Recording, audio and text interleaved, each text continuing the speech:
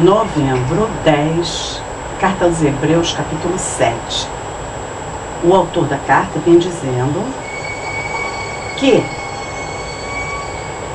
Jesus entrou além do véu. O véu era aquela cortina que separava o Santo dos Santos do Santo.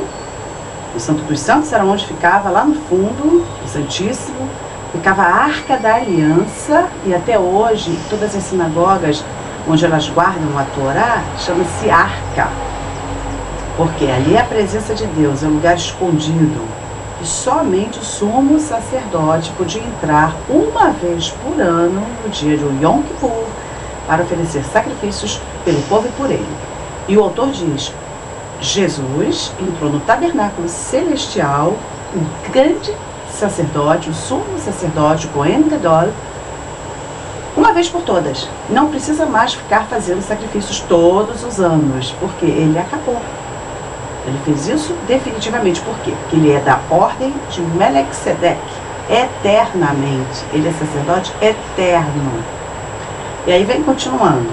Porque este Melquisedeque, rei de Salém, sacerdote do Deus Altíssimo, que saiu ao encontro de Abraão quando voltava Abraão da matança dos reis, Sodoma e Gomorra, mas aqueles outros dois, e o abençoou, para o qual também Abraão deu o dízimo de tudo.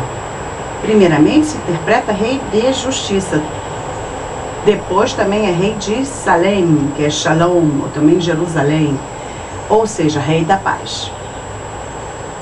E Isaías 9:6 diz que o Messias seria príncipe da paz. O seu nome será maravilhoso conselheiro, rei da eternidade, pai da eternidade, príncipe da paz. O Melquisedeque, seria rei, Sedec é justiça, justo, rei de Salém, rei da paz. Sem pai nem mãe, sem genealogia, que não teve princípio de dias nem fim de existência.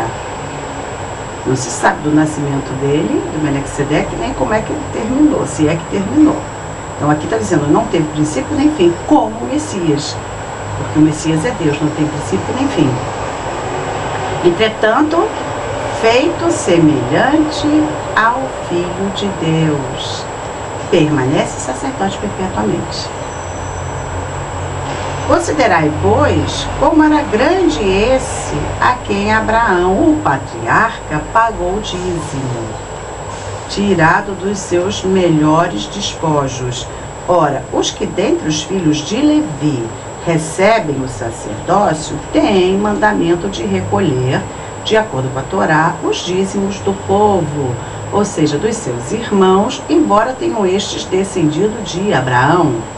Todos descendem de Abraão, mas os levitas tinham o direito de recolher os dízimos dos outros. Os levitas eram descendentes de Abraão também.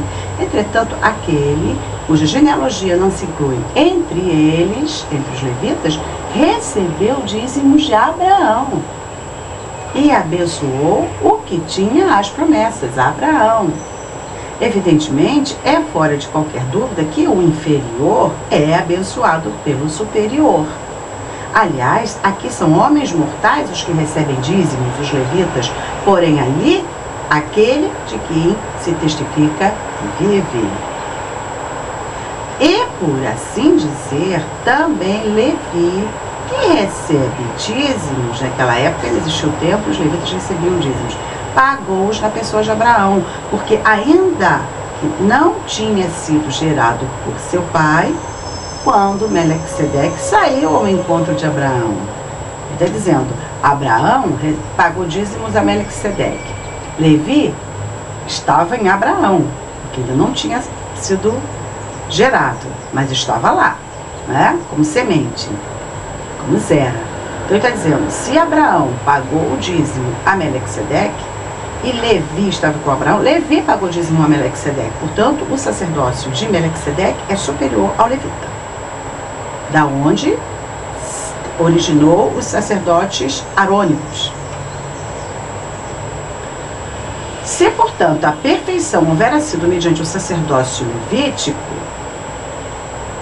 que necessidade haveria ainda de que se levantasse outro sacerdote segundo a ordem de Melequisedeque? Conforme está escrito no Salmos 110, não é? Se tu és sacerdote eternamente...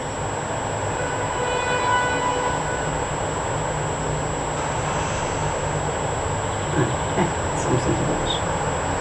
Se a perfeição houvesse sido através do sacerdócio arônico, descendente dos levitas, qual era a necessidade de Deus falar através de Davi? Tu és sacerdote eternamente da ordem de Melequisedeque.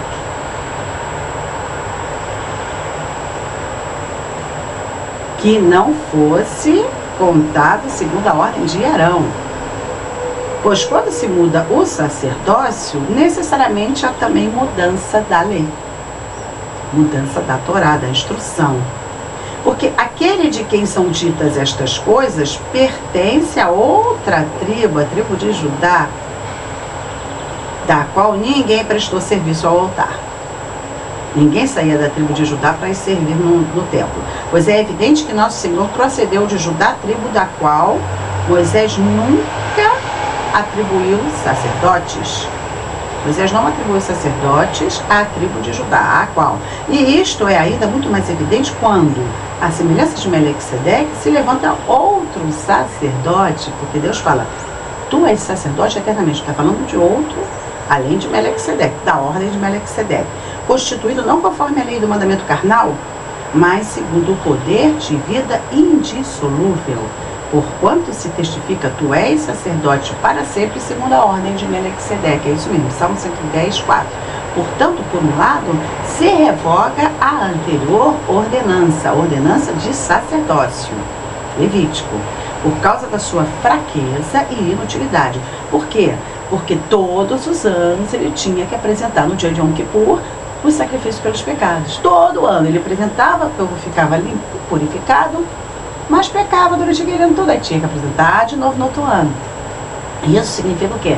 Que aquele sacrifício não tinha a utilidade necessária para pagar de uma vez por todas os pecados do povo.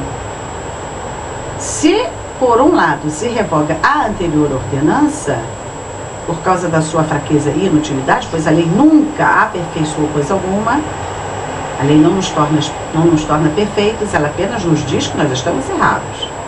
E por outro, se introduz esperança superior, pela qual nos chegamos a Deus.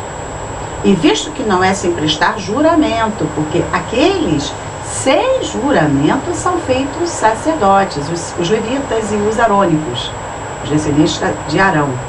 Eles não se fazia juramento para que eles tomassem a função de sacerdote. E, no entanto, no Salmo 110, Deus fala através de Davi, jurei. Quer dizer, fez um juramento. É muito mais importante. Visto que não é sem prestar juramento, porque aqueles sem juramento são feitos sacerdotes, mas este com juramento por aquele que lhe disse, o Senhor jurou e não voltará atrás. Tu és sacerdote para sempre. Por isso mesmo, Jesus se tem tornado fiador de aliança superior, de uma berit superior. Ora, aqueles são feitos sacerdotes em maior número porque são impedidos pela morte de continuar. Tem que ter muitos sacerdotes porque morrem. A morte impede que eles continuem. Este, no entanto, este sacerdote que é da ordem de Melequisedeque, porque continua para sempre, tem o seu sacerdócio imutável, porque ele não morre. Ele morreu e ressuscitou e agora está vivo para sempre ao lado de Deus, intercedendo por nós. Por isso também pode salvar totalmente os que por ele se chegam a Deus, vivendo sempre para interceder por eles. Com efeito, nos convinha um sumo sacerdote, assim como este, santo, inculpável, sem mácula, separado dos pecadores e feito mais alto do que os céus, que não tem necessidade, como os sumos sacerdotes levíticos, de oferecer todos os dias sacrifícios, primeiro por seus próprios pecados, depois pelos do povo, porque fez isso uma vez por todas quando a si mesmo se ofereceu. Porque a lei, a Torá, constitui sumos sacerdotes, Kohen Gadol, Kohen Gadol, há homens sujeitos à fraqueza, mas a palavra do juramento, que foi posterior à Torá, constitui o Filho perfeito para sempre.